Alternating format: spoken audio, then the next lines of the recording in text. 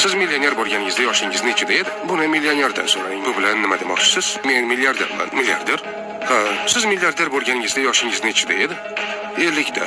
Qaysi sohada ishlagansiz? Mehmonxona biznesida. Nima bilan shug'ullangan edingiz? Meni 35 ta davlatda mehmonxonalarim bor va bugungi kunda Hilton mening kompaniyamni boshqaradi. Hilton sizni kompaniyangizni sotib mutlaqo haqsiz. Siz men uchratgan eng muvaffaqiyatli biznesmenlardan birisiz. Sizga savollar bersam maylimi? Ha. Siz noldan boshlaganmisiz? Yo'q, men 20 million dollarlik qarz bilan boshlaganman. Meni otam bankrot bo'lgan va uni qarzlarini men to'lashimga to'g'ri kelgan. Shuning uchun ham men noldan boshlamaganman.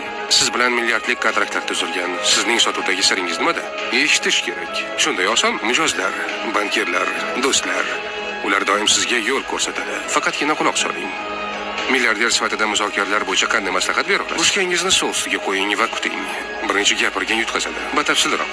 Bitim pishganida u o'zidan o'zi hal bo'ladi. Ruchkani stolga qo'ying va sukut saqlang.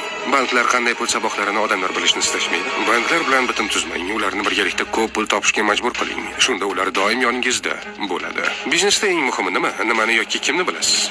Munosabatlar juda muhim, ammo eng asosiysi yomon odamlar indeksidan uzoqroq bo'ling. Agar ular yoningizda bo'lsa, ularni hayotingizdan chiqarib yuboring. Ajratgan vaqtingiz uchun rahmat. Men